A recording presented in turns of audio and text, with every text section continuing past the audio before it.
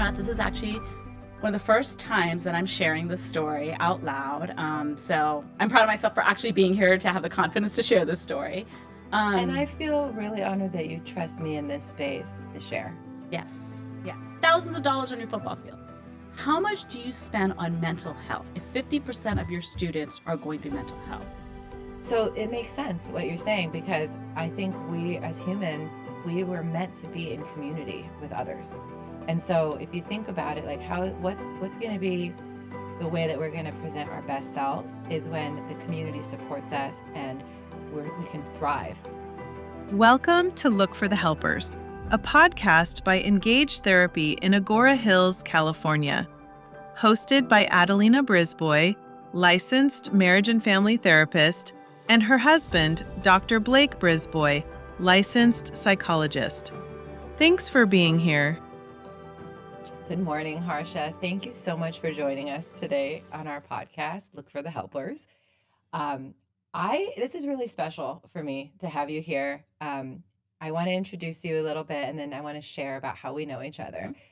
So this is Harsha Dodani from EmpathifyU, and she is the Chief Heart Officer of that amazing organization, which you will get to, and you can tell us about some amazing work that you and your husband are doing for companies. But I just kind of wanted to start with our story, because it's really special. We were just talking about it off camera, but we've known each other for a really long time. Been through a lot together. You knew me when I was like a newlywed, 20-something-year-old. Wow. Yeah. So I want to tell our listeners how we met. So Yes.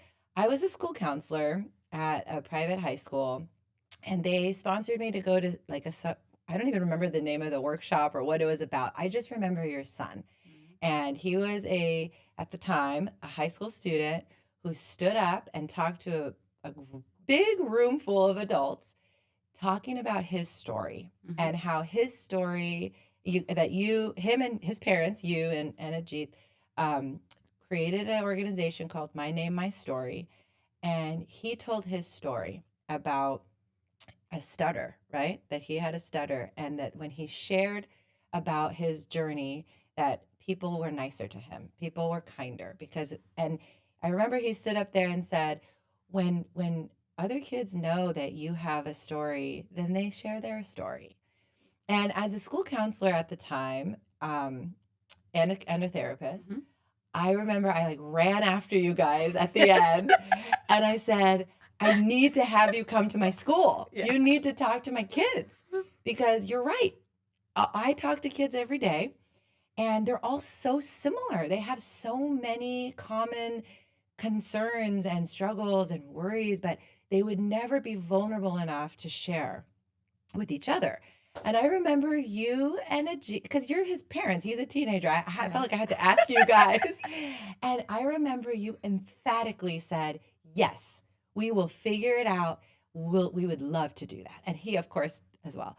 So that was our first moment. And then since then, he did come to the school I worked at. You guys did lots of amazing work there with the kids that I was working with, and have just stayed in touch, but more importantly, became friends over time. So it feels just really like an honor. So special to have you here today. And even through my whole journey as a professional, Blake and you and Ajith have always supported us.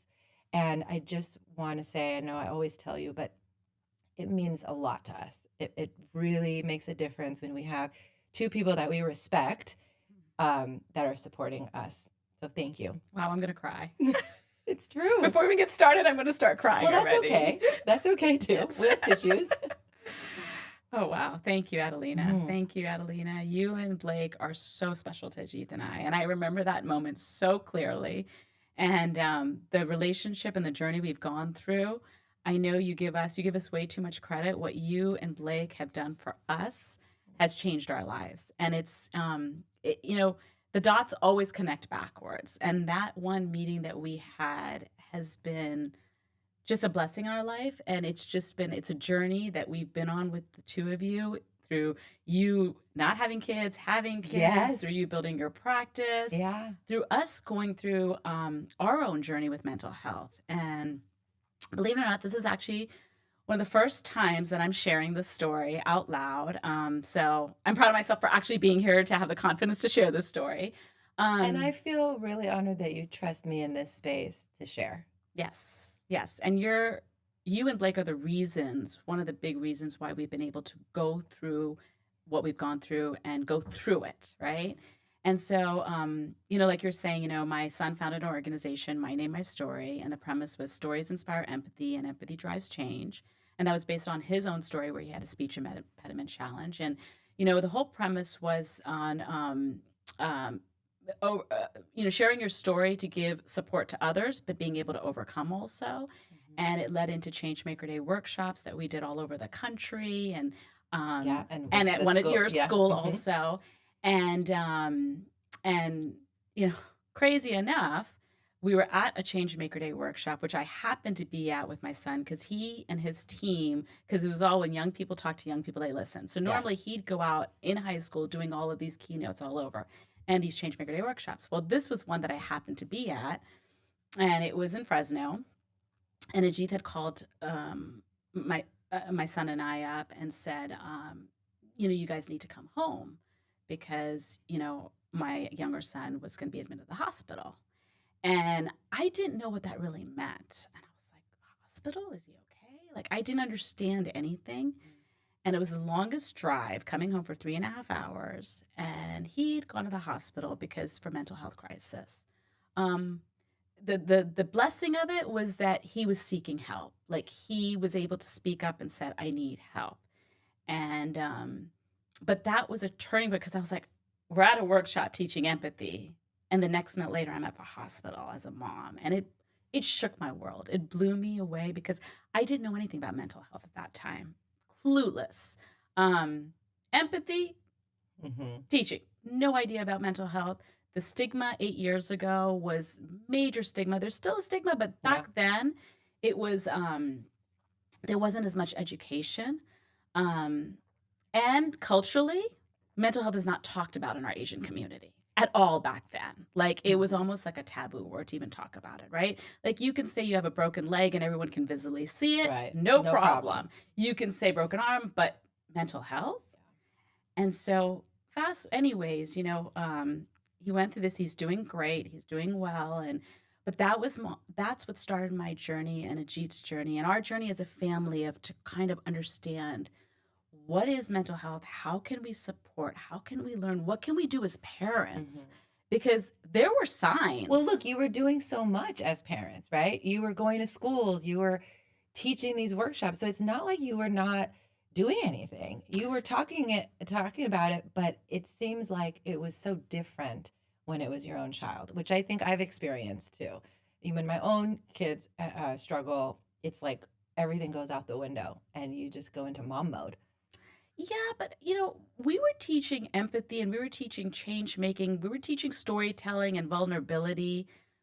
But I honestly didn't know what anxiety and depression was. To be transparent, I had no clue. Like, if I look back, the dots, if I look back, there were signs. I just didn't know what the signs were. Right. And I remember, and I'm going to share this candidly, openly, because I love the work that you guys do at Engage. And I know you're in schools, but I want every school to have Engage in their school. And it irks me to no end that some schools are not doing enough about it, right? And at that time, 8 years ago, my son went to a private school. And so when we went to go talk to the school, and I asked them, I said, so what are you going to do? First of all, I said, this is what's happened. And they said, oh, well, we noticed that, we noticed that we're like, some things were different. And I was like, well, then how come nobody told me? And they said, well, if we had to call all of our parents, it would be 50% of our parents we'd have to call on anxiety or depression. And I was like, hold on a second. First of all, that's a problem. But second of all, what am I paying then? Like, 50% of your population is going through this and you're not doing anything about it and you don't think it's enough to call me about this? And secondly, my son had sent an email to his English teacher the night before at 1:00 in the morning saying, I'm not feeling great. In fact, you're probably the only class that I care about. I don't think I can take the test tomorrow. And I just want to share this with you because you're the only class I care about.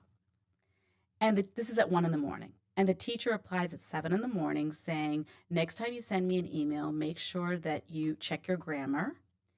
And I'll let you go this just one time, but next time you should be better prepared so you're ready to take the test. And this teacher had no idea the gravity of what was going on behind the scenes, right? I don't know, but I'm thinking no. But at the same time, I'm thinking there should be some education and training.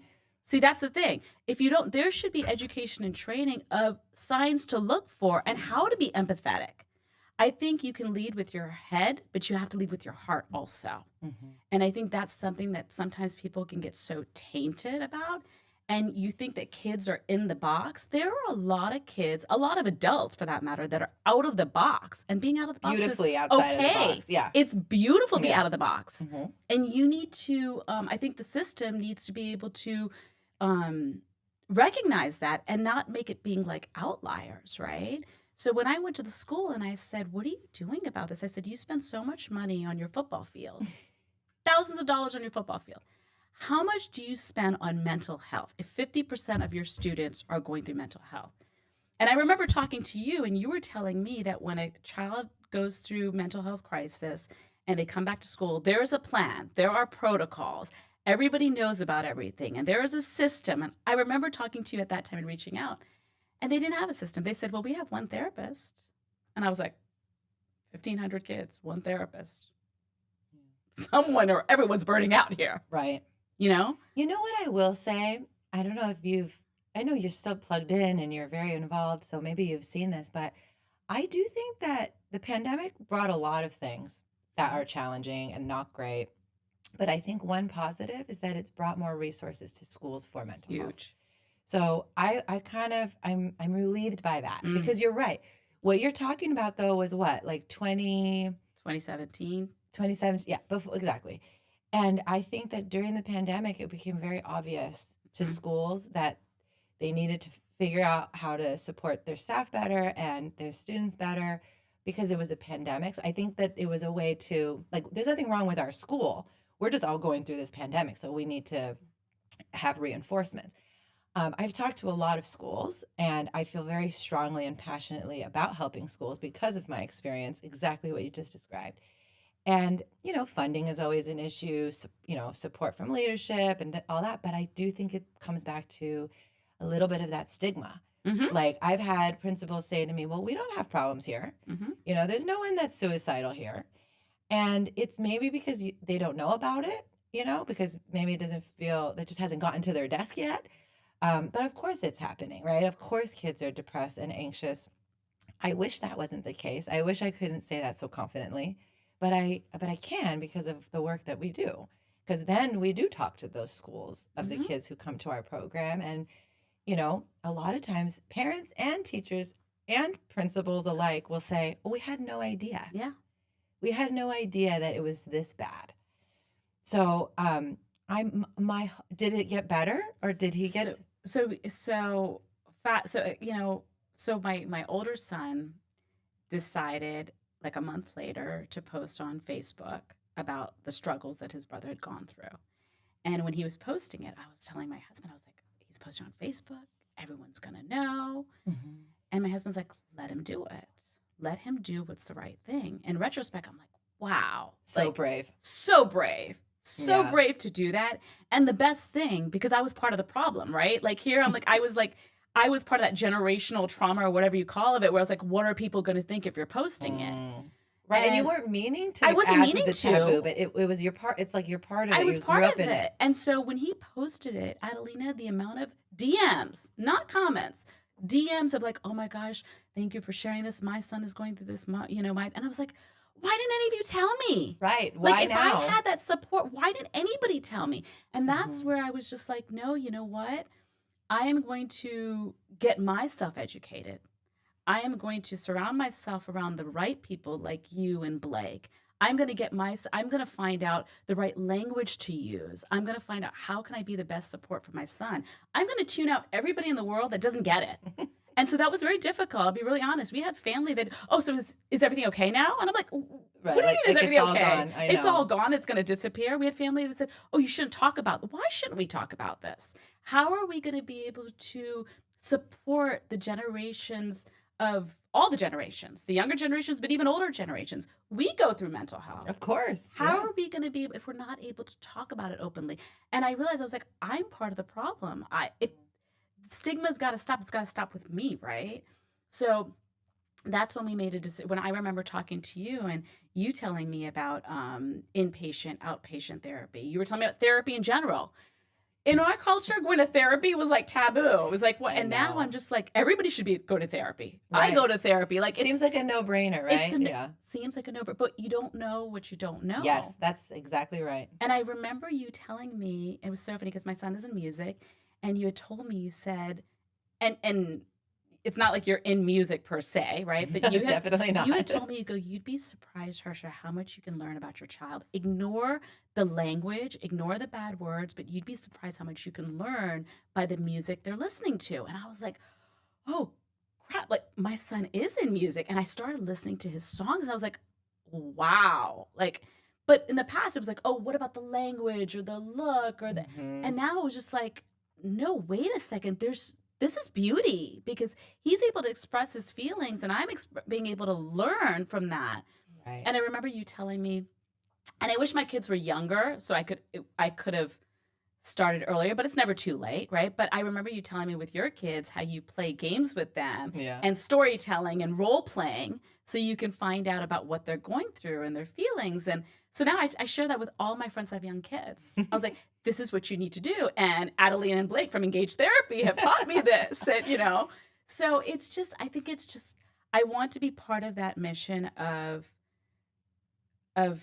creating more awareness within the schooling system, within the parents. So schooling system, I remember my son telling me, my older son, who's very wise, says, this is a big shit, Mom. This is a big business. You're not going to make a difference. I'm like, oh, of course I am, Don't stop me. Don't stop me. I didn't at that point. But what we did do, to your question, is my younger son went to independent studies. He pursued his music career. Is doing He's doing incredible.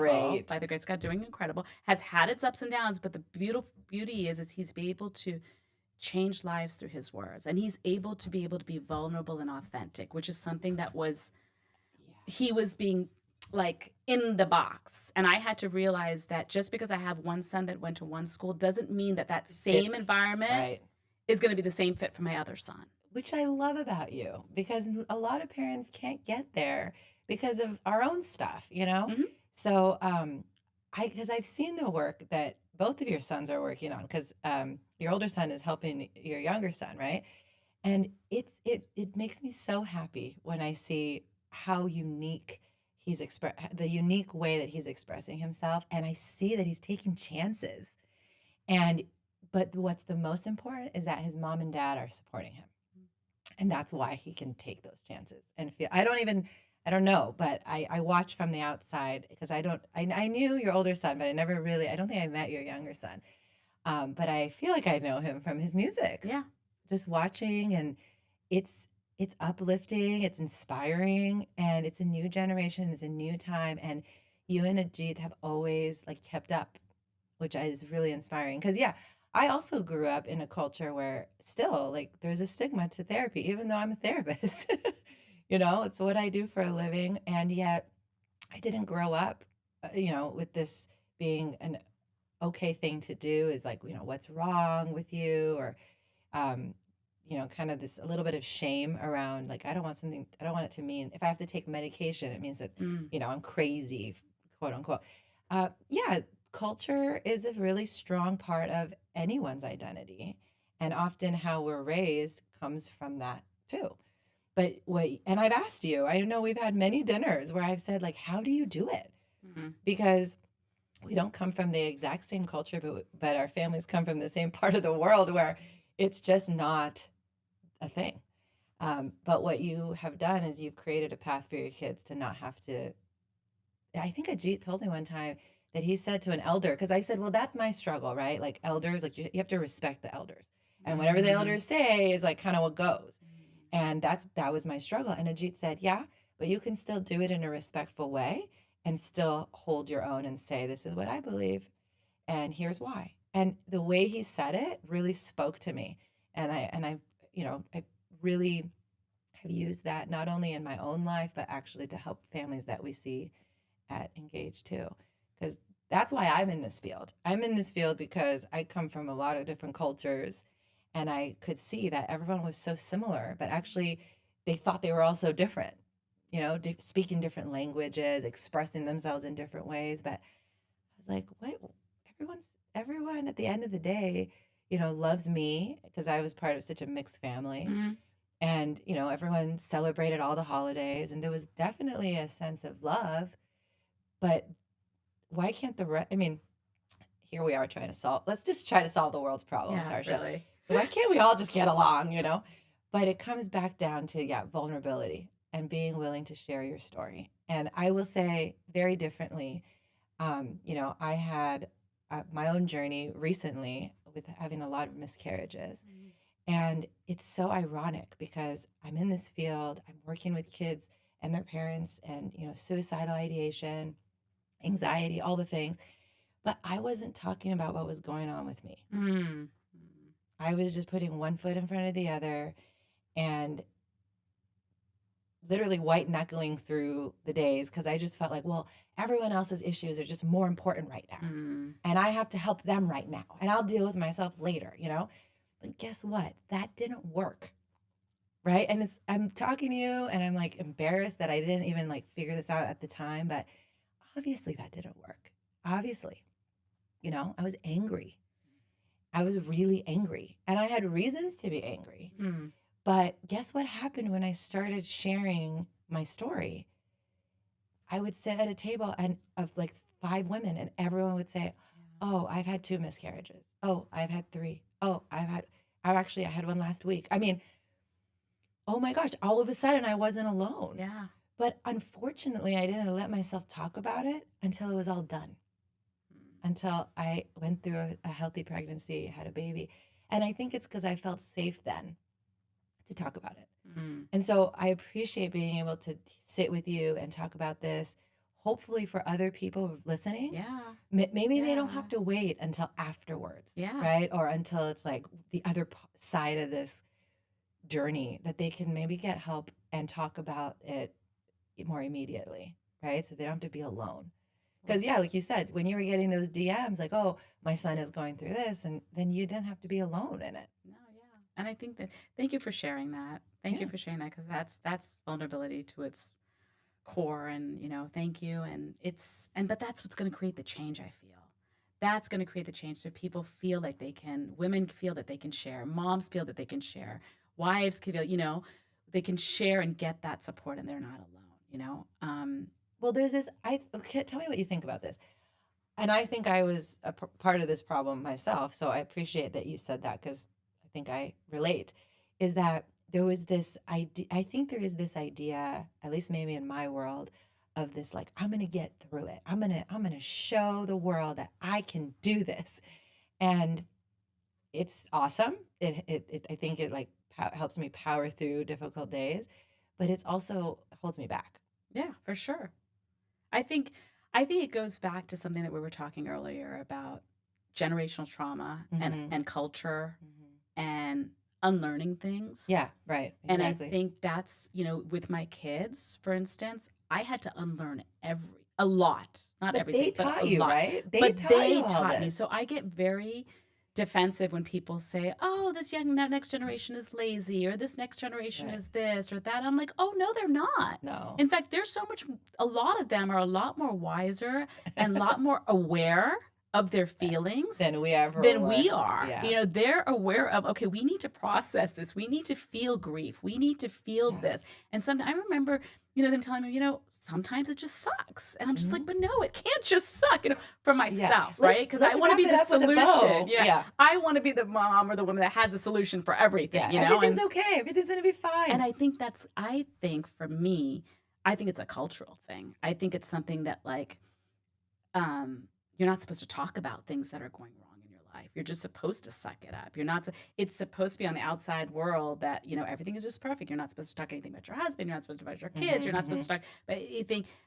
For me, and I had to But how refreshing is unlearn. it when someone does? Oh, I love it. That's why I'm here talking. Yeah. That's why Ajith and I do the work we do in the corporate space now. Yeah. Can you tell us about that? We could talk for days. Yes. Tell us about that. So, you know, so Ajith and I run a company called EmpathifyU.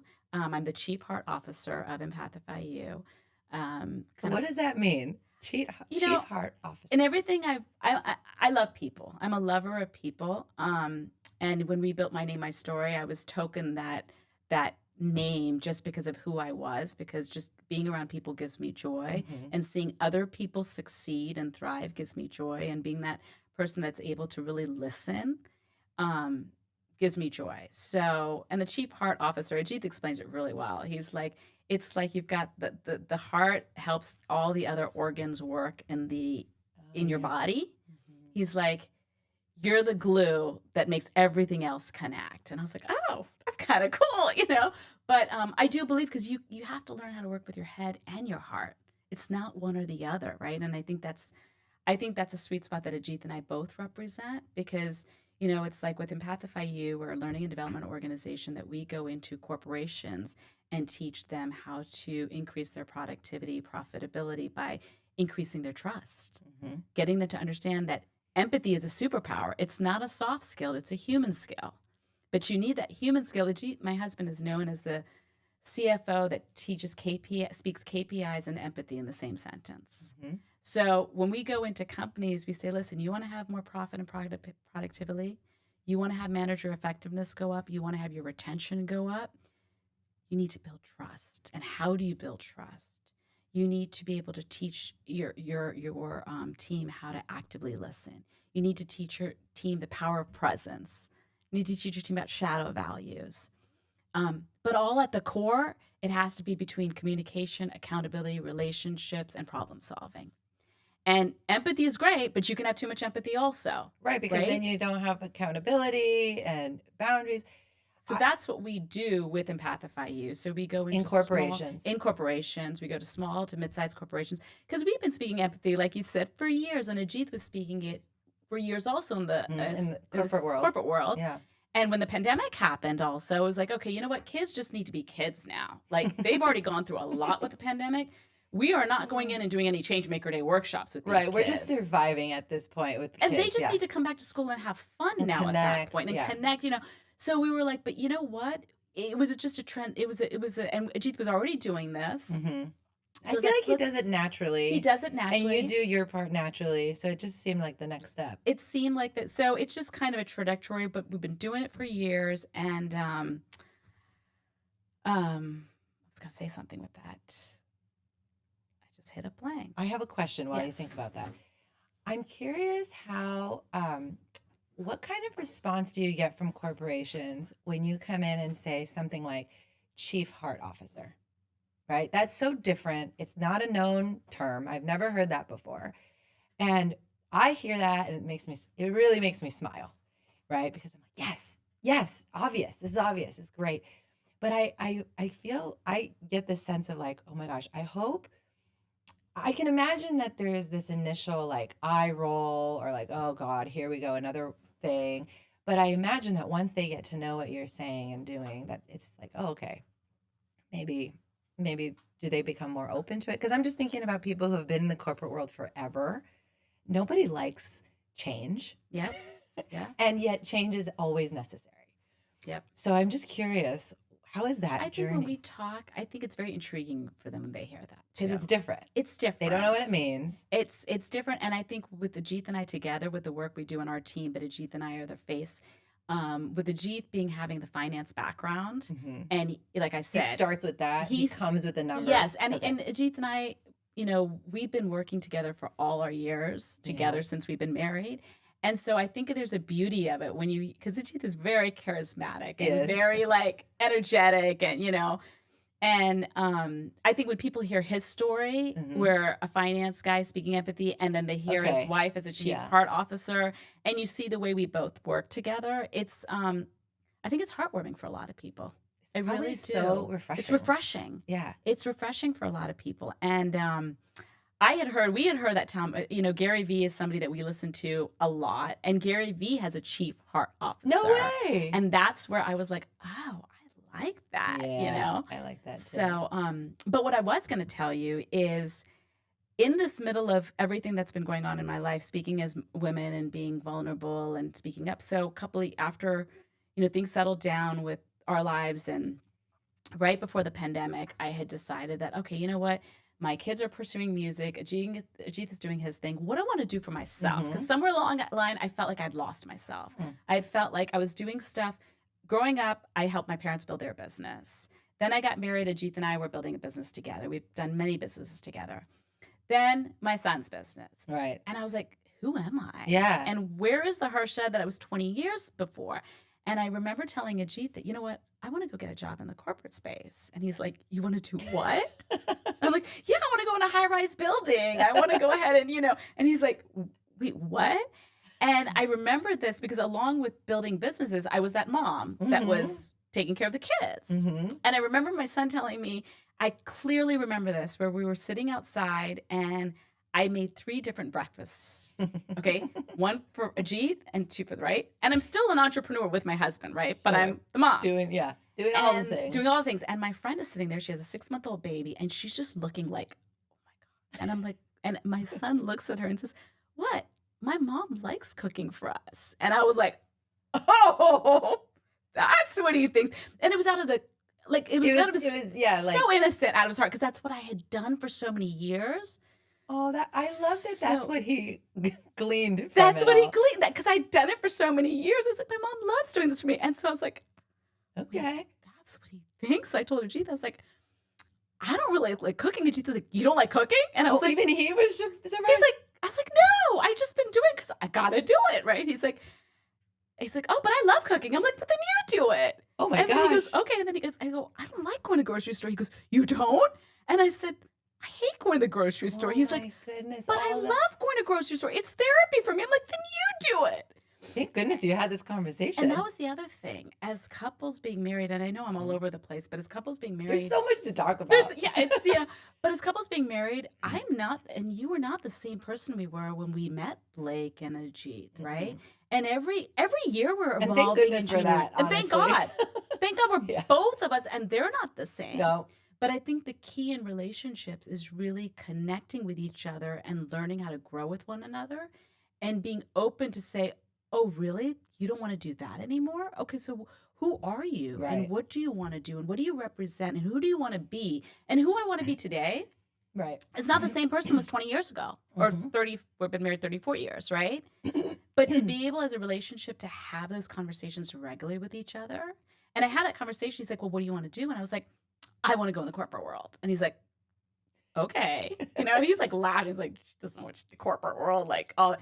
Anyways, I went for an interview like 2 weeks before the pandemic. And he goes, how'd it go? And it was a very large company. It was 20,000 people company.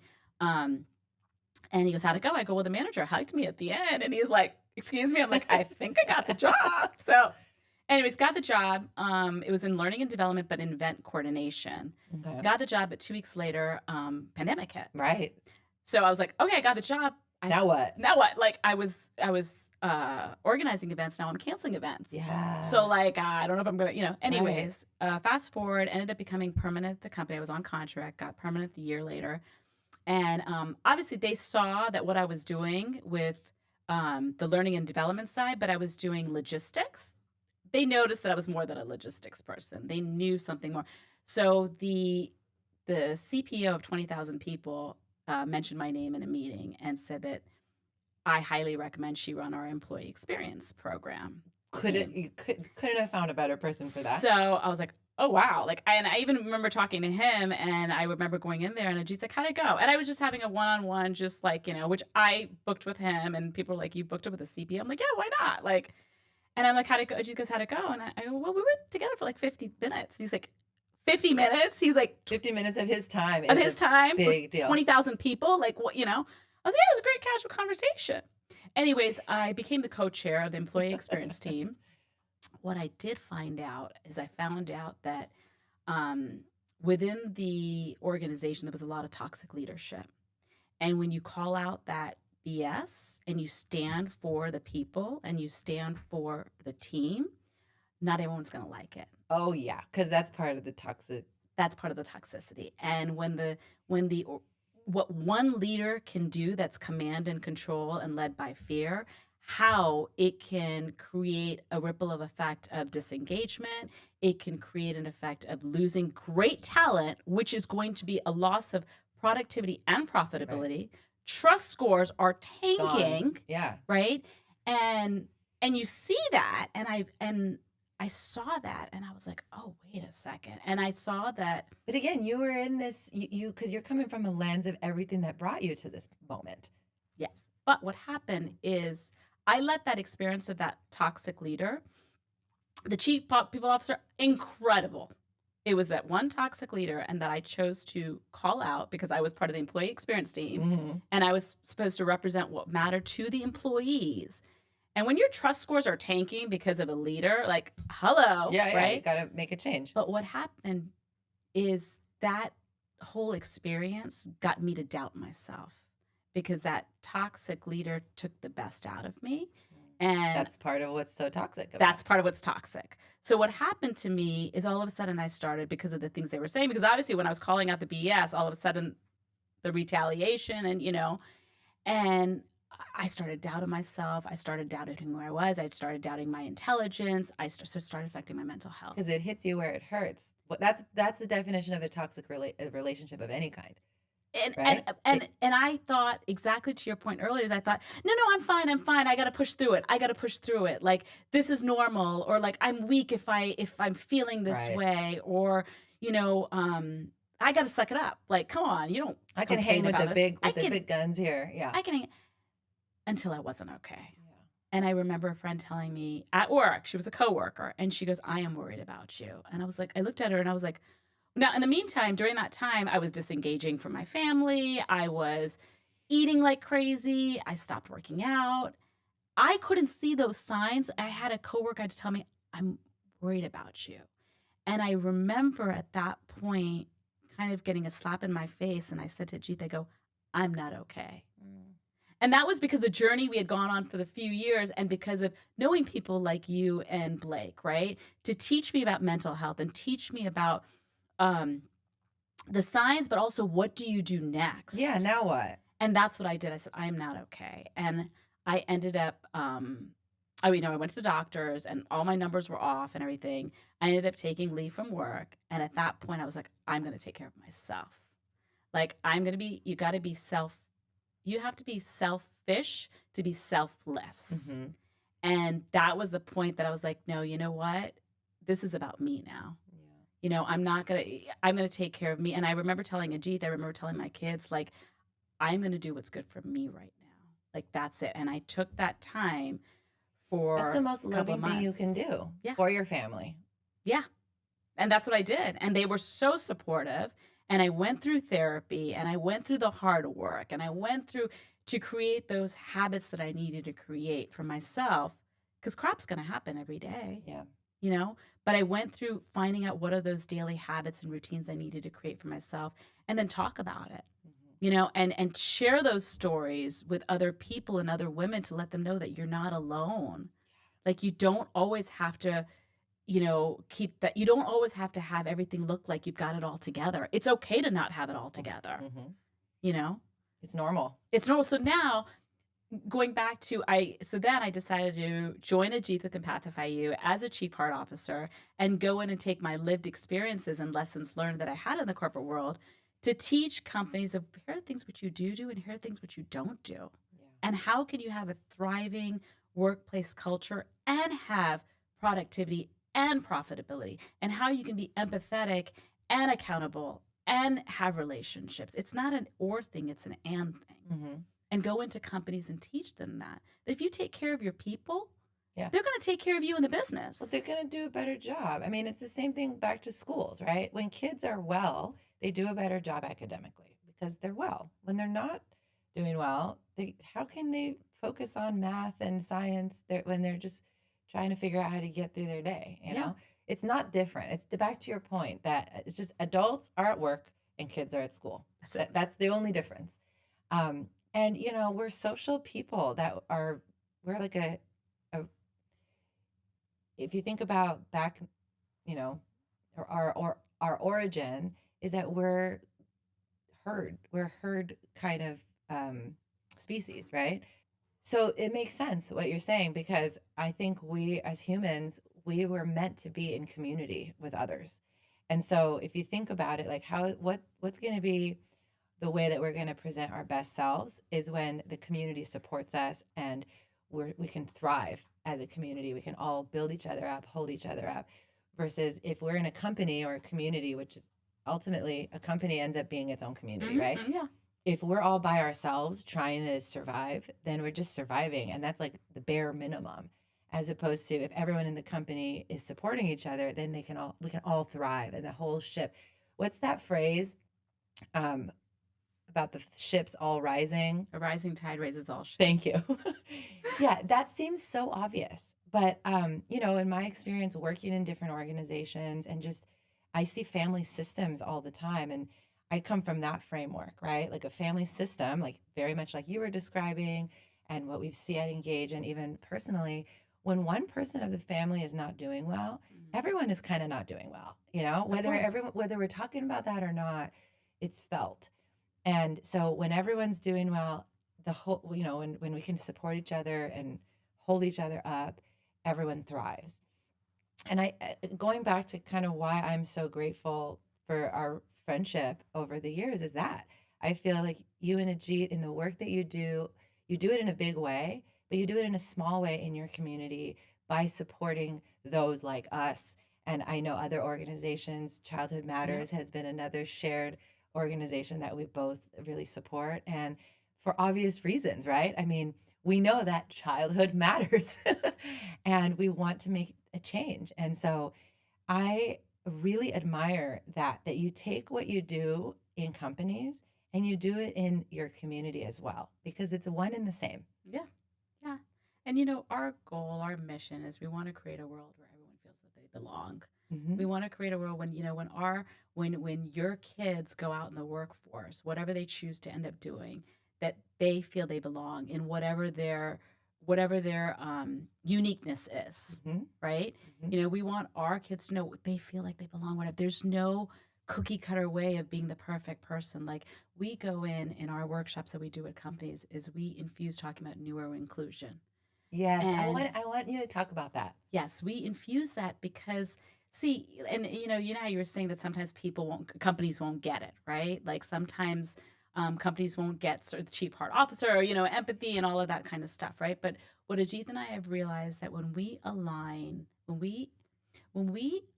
everything to the business goals, all of a sudden people listen, right? Sure. So our goal is, let's say, supporting neurodiversity at work. That's something that we talk about a lot in all of our workshops. But in order for us to get companies to understand, we 1 out of 5 people are neurodiverse. Right. Yeah. And the span of neurodiverse is huge, right? Yeah. So if 1 out of 5 people are neurodiverse, that means 1 out of 5 of the customers are neurodiverse.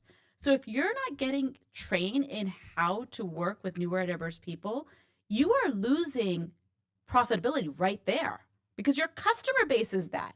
So you have to learn about it. And so that's something that we talk about and we train about, and we get C-suite to understand it by letting them know, listen, these are the facts. Mm-hmm.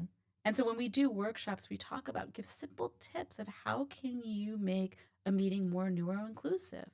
A lot of times you have a meeting where there's 12 people there and the same 3 or 4 people end up talking all the time. Yeah. Right? Sure, you get great ideas, but what about the balance of the people? Mm-hmm. So we've told companies, listen, if it's not an urgent meeting, don't close out the meeting for 24 hours. Let the team know that they can submit their ideas via email or text or however way. Do you know how much more innovation you're going to get? Right, because the ideas sometimes they come later. They come later, or some people are not ready to speak up at a meeting. Give them time to process it. Right. Exactly. They come later. Give them time to process it. Or don't send out a chat to one of your team members saying, hey, do you have a quick minute to talk, without letting them know what it's about. Right. Because it throws people off. It scares them. It They think they're going to scares get fired. You know, forget about being neurodiverse. Anybody. First of all, yeah. I think everyone is neurodiverse. I was just going to say that, like that. What does that even mean in the sense of, I like that term because I think it includes a wide range.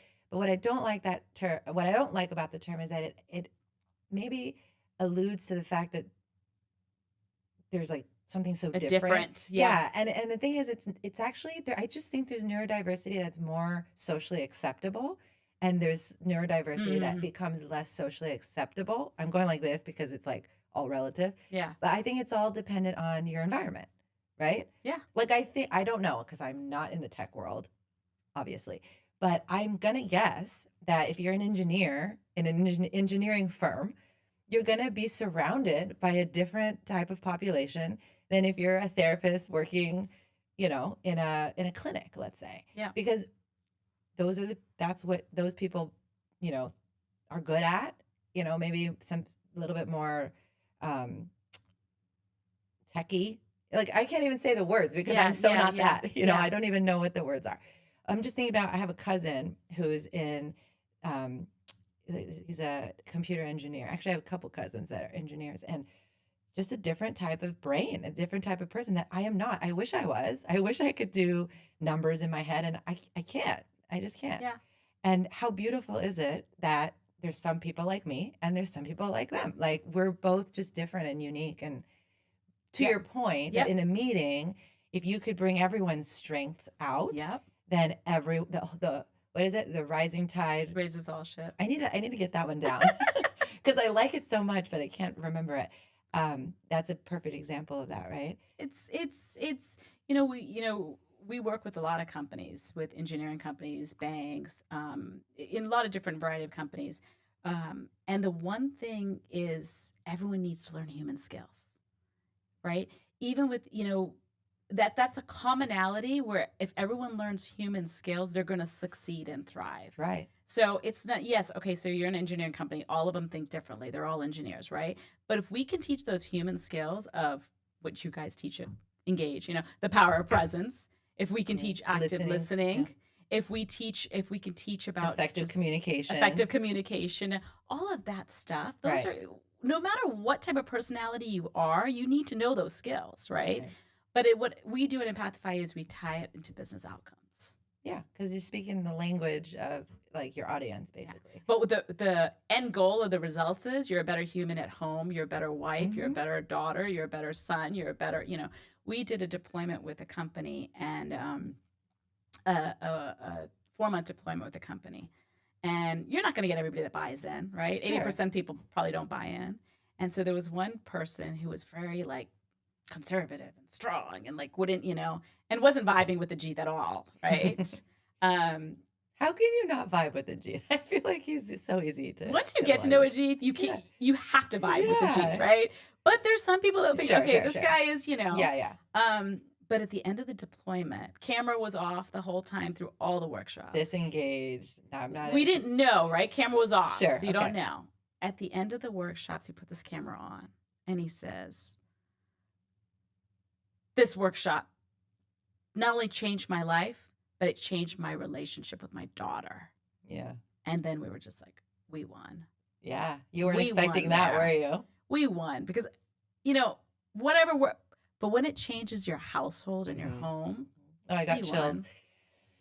Yeah. So. I think it's probably not super similar, but I draw a similarity with the reflective parenting stuff that we do here, is that so much of that curriculum has to do with us, the adults, the parents, thinking about our own relationships as kids and our own attachment style. Yes. And same thing, this is why it reminded me, is because what we've seen is that, okay, they're here because they're trying to be, more aware as parents, and it's called reflective parenting. So what it really means is you're reflecting on your own attachment styles, not necessarily about your kids. But what ends up happening is that parents will say to us, yes, my relationship with my kid, I think, has improved, but more so, my relationship with my partner has improved. Mm. And it's sort of like this surprise attack. Like, Yeah. oh, wait a minute. You weren't expecting that, were you? But it's Yeah. obvious. It seems obvious when you think about it from, after the fact. You're like, yeah, if you can have more empathy, back to empathy, right? So if you can have more empathy for the fact that maybe your partner gets triggered when, your kid screams, but you don't because of your upbringing and their upbringing, Mm. then maybe you can partner differently. Yeah. And you can show up differently. And then your partner can feel supported as opposed to feeling abandoned. So I think it's probably Yeah. a similar Yeah. dynamic that happens, is that this man learned something at work that had to do with work, but applied to his home. And I think that's what we see too, that when you learn about yourself, you can apply it to all the environments that you're in. Because like I wear a lot of different hats in a day, right? Yeah. And I'm still the same person, no matter what hat I'm wearing. And so if I learn those skills and I apply it to the different areas, they're all going to improve. Yeah. So I love that. I mean, I do believe, some people may think this is so idealistic, but I do believe this is how we make the world a better place. Oh, yeah. Just by one person or two people at a time. And when you say like we won, I feel the same way. I feel like if one kid has a different experience, a better and improved experience because their parents did this program or they, got support, then we won. That's the whole point of doing this whole thing. Yeah. Is just to help as many kids as we can, as many parents who, by the way, we're all kids. Ajith says to me, he goes, parents are kids. We're all kids. Grown We're up. kids raising kids, and we don't know what the heck we're doing. Yeah, And that's it's right. the truth. That's right. And then when you really think about it, our parents are also kids Oh, yeah. that are raising kids. Oh, that yeah. are raising kids. It just But keeps it's going. also, I think we have to stop the generational trauma. Exactly. And I'm going to go back to that because, our parents didn't know anything about boundaries, right? And recently I went through an incident with my dad was going through major health challenges. He's doing great now and stuff. And I was there to support him. But there was a point where I had to set my own boundaries also because I felt like I was being taken for granted for certain things, right? And it was difficult. And it was Ajith, the one that was kind of going on the forefront saying he was using, and that's why I always talk about him about walking the walk and talking the talk, because he was using the whole communication, relationship, problem solving, values that we stand by in this incident in our personal life too. Right. And I had to set boundaries with my parents and with my mom, which was very difficult. But I had said, I'm no good to you if I'm not taking care of myself right now. Just like your kids. Just like my kids. Yeah. And I was like, I sometimes feel like, just because I'm always available, everyone thinks that, oh, she has nothing going on in her life. But I'm telling you that I'm suffering right now because of that, right? Mhm. And so, but those boundaries are never spoken about with our parents' generation. You're just supposed to just go through things and you're supposed to show up. I'm a better person with those boundaries now with my mom and dad. But I really think that each generation responds to what happened before. Yes. So I think that's what I've seen in family therapy a lot too, is that when you start asking the questions, you see that that's a response. They're trying to do better than what was done for them, even though it's not working anymore. Because after a couple times, the problem changes, right? Yeah. So yeah. what you're saying about the word boundary, every family's different, and every generation has a different challenge that they had to face, that they, I think, respond to. But it's coming from, I really believe that it's usually coming from a place of trying to do better. And it takes you, the next generation, to say, but here's how it's not working for me anymore. Yeah. Like what worked for you, cool. But it's not working for me. And so I don't need to take that with me. You took what you needed to take. Yeah. I'm taking what I need to take, and I'm leaving the rest behind.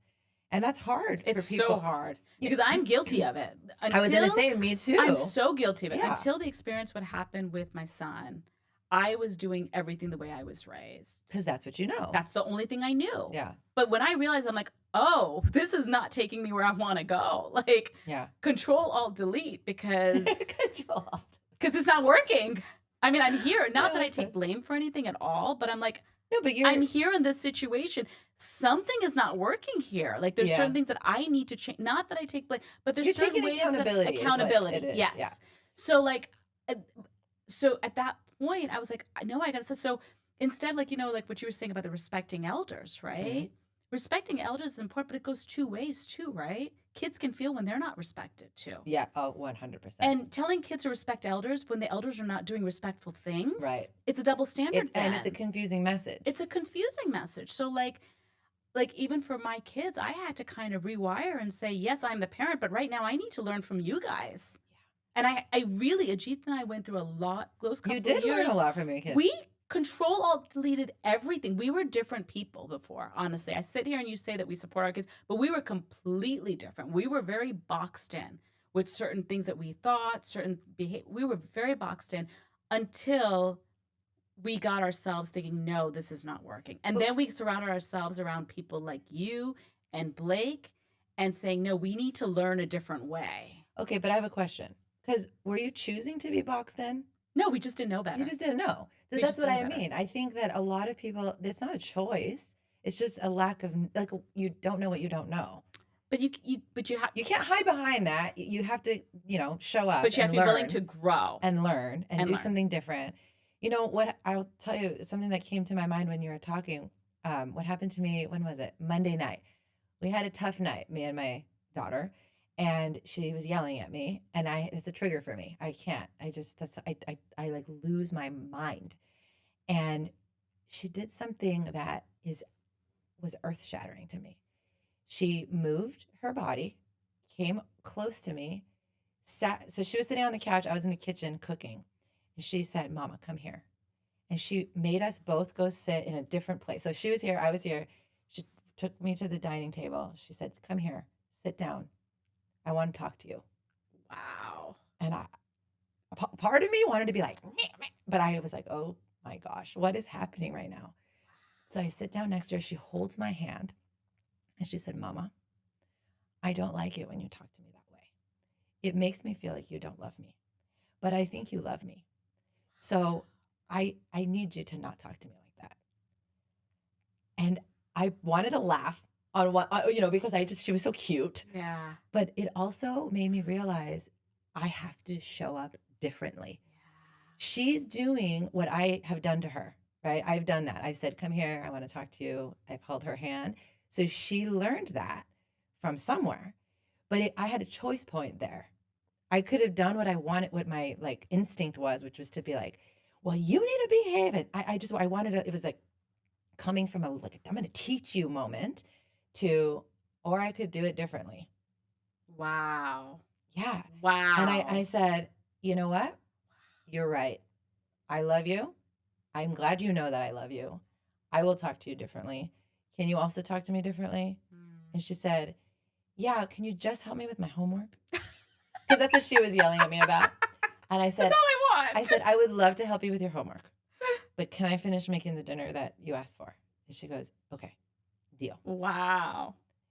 And wow. But that was a moment where it's like I felt like I was slapped in the face.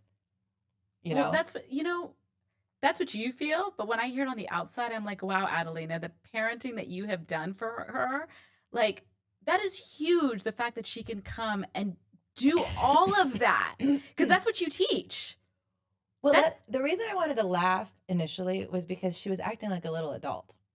But that's what you have I've done that. Taught her to be able to communicate her feelings and how to communicate the feelings and what do you do? And let's take it back.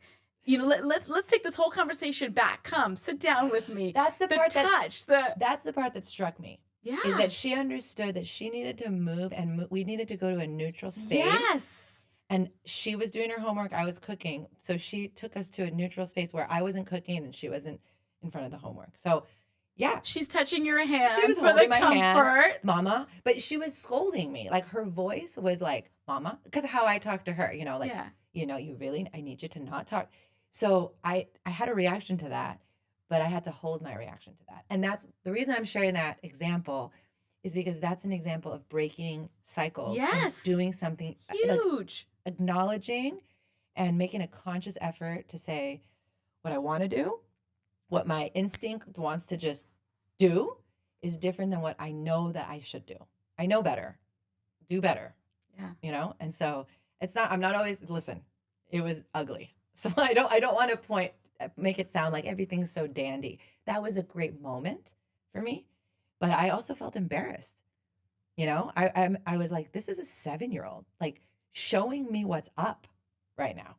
That is amazing. I am proud because she's my daughter, Yeah. but I also was embarrassed because she was right. The younger generation. That's exactly what I'm trying to say, is that I could have squashed it to keep myself on top. Yeah. But let's see how this pans out when she grows up. But I think that I hope for kids to be empowered that way more often so that they know that they could do something in this world, whatever it is they want to do. Oh, yeah. Oh, yeah. That's a beautiful moment. Wow. That is. I haven't even told Blake that story. That is such a beautiful moment. Because what he walked into was a mess. It didn't stay that beautiful. It was difficult. It was a difficult night. Yeah. But wow. Wow. That is a beautiful, beautiful story. I love that. Yeah. So we need to listen to our younger generation. We need to learn from them. I think you and I too, in different ways, we've had the privilege of being around a lot of young people and listening to them. And they are not our kids. And so I think because I've listened to and sat with so many young people, and so have you, especially through the Changemaker days, you know that they know something.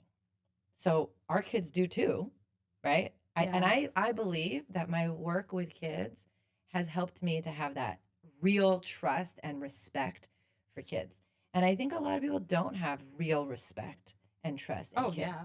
Oh, yeah. And that's how we were trained. Blake and I were trained by Violet Oaklander, and that was her whole premise, was you respect kids and they'll respect you. Yeah. And not that you're seeking their respect. It's just that they deserve respect. They deserve to be asked just like an adult if they, a lot of times people will walk into a home or something and they'll ask the parents, like, do you want anything to drink? Can I offer you something? But they don't think to ask the kids. Yeah. And it's not, I don't think people do it with any malintent. It's just not like in the consciousness. But the moment you ask a kid, would you like something to drink, in the same way you ask the parents, they may say no because they want to go play, but it makes them feel like they matter and they're there too and they're respected. Yeah. So it's little things that I think make a really big difference. Even introducing yourself and shaking hands with the kid. Not all kids want to shake hands. Oh, yeah. Sometimes they're like, don't look at me. Yeah. But you can just say, oh, nice to meet you too. Well, it's also that thing where, it's like, oh, you have to go give everybody a hug. Yes, that's a huge one. I mean, I was guilty of it, right? Yeah. It's like, oh, you have to go and say hello properly, give a hug again, and all respect. That stuff. Respect, but even like, it's not even just, yes, because of respect. It comes from. Yes, because of respect, exactly. Because of respect doesn't mean that they don't respect you if they don't do that. Right. But you know what? It's okay if they don't. Like, we have to learn that that's not going to define them as a good kid or a bad kid, right? That's who they are, and give it their own time to do how they know how to do it, So, but it's just, a lot of those things. You know what I started doing? Because culturally, it's like, it's a thing. You got to say hi and look in the eyes. So what I started doing was I would, in front of the other person, I would give my kids the choices. Like, I want you to say hi to, so-and-so. You can wave, you can high five, you can hug them. It's up to you. Because what I'm really saying to the elder is that I respect you and I want my child to acknowledge you, but they have a choice on how they do it. That's great. They don't need to kiss you. They don't need to hug you. That's great. High five, pound, wave. See, I wish I knew you when my kids were like 4 or 5 years old. It's okay. It's never too late. But but the thing is, the only reason I know that is because of, one, my training and working with littles. And also I've seen how that can go wrong really so quickly. Fast. Yes. Kids who have been abused, if they're forced to kiss or hug anyone, it could just be so traumatic, or maybe not. Maybe the message being like, you don't have to do anything with your body that you don't consent to, including giving a hug or a kiss. But you can still have the message that I want to instill that you acknowledge, people and say hi. You know, that's not too much to ask. Like, I think my daughter is really shy, or at least she used to be. She's getting less shy. She used to be. And so even just saying hi, but she would look down and say hi, like, but it was okay. It was good enough. And I'd say, Yeah. thank you for saying hi. So that the adult can understand I'm good enough. That's good enough for me. Yes. She said hi to you Yes. in the way that she could. That's it. Yeah. I'm not pushing her. I'm not going to make her look at you. That was hard for her. Yeah. Yeah. And I'm proud of her. And what that does is it sets the boundary, and it tells my daughter that not only did my mom just set a boundary for me, hopefully it tells her I can set a boundary for myself. Yeah. When I'm older, if I don't want to be in a situation, I can set that boundary. Yeah. So I'm hoping that that'll translate. But again, we will see.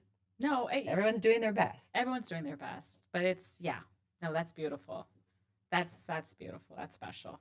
No, it's again, I'm going to actually interview my daughter at a podcast episode. Oh, she's requested awesome. it. She's requested it. Wow. She said, I would like to be on your podcast. And I said, okay, we'd love to have you on the Engage podcast. Wow. What would you like to talk about? And she said, I'd like to talk about what it's like to be a 7-year-old. And I was like, wow, cool, because we need to know. Yeah, we need to know. Because it's been a long time since I've been a 7-year-old. And guess what? It was different when I was a 7-year-old. No, that's so true. And I told her, like, I was different than you when I was 7. And I was shy and scared. And she's shy, but I don't think she's scared. Like I was. Not in the same ways, at least. Well, because she has you. Well, yeah. She has you. She has, but she's also a different person than me. And I think that's what we have to remember. No, but she has you. What I mean in the sense she has you and Blake is you guys allow her to live her authentic self. We're trying. You allow her to show up as she is. And that gives her the permission to be able to be bold and when she needs to be, right? And that gives her the permission to be herself. Yeah. Which is huge. You're right. And I would say we're trying hard for that. And I still have to say, speaking of being vulnerable, is that there are moments where it's hard for me. Of course. I get, like, there are things that come up where I want to put her in a box. The box that I feel comfortable in. And I have to really work hard. So I don't want it to sound like rainbows and flowers, that it's like so easy, because it's not. It's not. And I don't think it's ever going to be easy. But you don't give up. I shouldn't say it's never going to be easy. I shouldn't say that. I should say that I want to take that back, because now that my sons are grown adults now. Yeah. And we've gone through a lot of Give me crap. some hope. Exactly. That's what I'm saying. We've gone through a lot of crap. There have been a lot of high volume conversations and all of that stuff, right? It's been intense, right? To get us to the point we're at right now. And we're not perfect by any means. But I will say it's pretty beautiful now that, you know, my son goes on set and he wants me to be there or not wants me, he asks me if I can come with him, or allows me to come with him to take behind the scene footage of him, or help him with his hair and makeup, or his styling, or wearing my wedding lehenga, which is huge, right? Yeah. And I guess that's where that made me tear up when I saw that online. And that's huge, because years ago, I don't know how I would have been because of society at all. Yeah. In fact, I know how I would have been because of society, right? Yeah. But today, for me to say that's an honor and privilege that he wants to wear my wedding lehenga is like, so it does get easier, because I think that it gets easier because we four have been able to accept each other for who we are, and love each other for who we are, and embrace each other for who we are, you know? So when he calls me on set for that, or my older one comes and gives me a hug, or on the other side is able to communicate me, my son is able to say, Mom, listen, this is what I need from you. And this is what made me upset. And and I'm like, wow, we've come a long way. And it allows you to show up then. And it allows me to show up. And I'm able to communicate also, right? But to be able to have my sons now be my friends. That's really, really cool. And like not have arguments. Well, how old are they? They're in their 20s. 23 and 27. Yeah, so they're adults. And but sometimes. They still need you. No, not still need you, but sometimes when you get adults, I will never take it for granted that my kids want to be with me or hang out with me. It's an honor and privilege. I don't expect it. Right? And so the fact that they do want me to meet their friends at 23 and 27-year-olds, and I'm close to a lot of their friends, That's cool. for me, I feel very honored and privileged that I've earned it. But again, you built that. And I built it. Yeah, you earned it. Exactly. I've earned it. Yeah. I've earned it, right? I don't, I don't expect it. Mm-hmm. It's not an expectation because they're grown adults now, right? Yeah, well, what happened, I'm going to guess, what happened is you didn't let them down along the way. So now Yes. they're And I changed along the way. You were willing to change. I was willing to change. And they're going through their own journey, right? Like my older son will tell me, Mom, you've changed, but I have to unlearn a lot of things that you had told me when you were younger. I'm like, oh, I can't do anything about that one. Work on it. Yeah. It's your deal to work on it, Yeah. But yeah, we've grown and changed with each other, just like in a relationship, you got to grow and change all the time, right? Yeah, and that's what's beautiful, but you're right. It's also hard. It's hard. So, but you know what? I think it's easier when you have a little help from your friends. So, yes. That's where Yes. I really enjoy always talking to you. And, I remember when I had my daughter, literally, you came to see me when she was a newborn, and you said to me, don't forget about date nights. Mm-hmm. Don't forget. And I just remember being like, Harsha, what? So random. I just had a baby. Like, what do you? And you said that. And you said it like 3 times. And I was like, okay. So I told Blake, and he's like, yeah, because I have a tendency to just, I don't know, tunnel vision. Like I forget about prioritizing myself and my relationship. And it's really helped throughout the years. I have your voice in my head when Blake's like, I want to go to dinner. I want to take you out. I want to have time with just us, that like, we're not talking about work. And that's not in my nature. Mm-hmm. My nature is just like, when it comes to I'm talking about boundaries, it's like really hard for me to turn things off, from work and transition to home. But I've gotten better with the help of, Blake holds a good boundary, but really hearing your voice in my head. And that's like 7 years ago now. And I still, you remember? Yeah, I remember it. It was very vivid. Yeah. And you came and you're like, you liked my bathroom. I and remember you were like, it. I I felt like I was in a spa in your bathroom. Yeah, and that was a huge compliment for me, because I was like, oh, she likes my bathroom. That made me feel good. So I anyway, still think about that bathroom, the that's spotlight. so funny. It looks exactly the same. Not much has changed. But anyway, like what I'm trying to say is I've always enjoyed your friendship and your companionship, and also your advice and your hope. So what you're sharing about your grown kids, they're in adulthood, and how you're still in the journey and you're still learning with them and you're still doing the things, but that maybe it can get easier, is really inspiring. So thank you just for being you. And thank you for sharing so much today. I think we were both pretty vulnerable. And I think it's because it's you that I can just, talk. So thank you for trusting me and for sharing with our audience about all this, because, this podcast is built for our community. We really want to support parents and professionals in our community. Maybe other people will hear it too, but really the purpose is to bring us all closer and to remember that we're all holding each other up. So thank you for being here. Thank you. Thank you, Adelina and Blake, for everything you guys are doing and have been doing for many years. And Ajith and I would not be the people we are today if it wasn't for the two of you in our life. I mean, we have reached out to you many times throughout the last few years, and what you do for the community, what you do, you're all heart, and it's so beautiful. And behind, I can't even imagine how much time, effort, mental, physical load it is on you, because it's not only about your family, it's about thousands of other families. It's the bigger impact. And just thank you for what you're doing for the community. And, Ajith and I would be thrilled and so excited for when Engage is in every school system. It's in every corporation. It is everywhere, because that's what the world needs.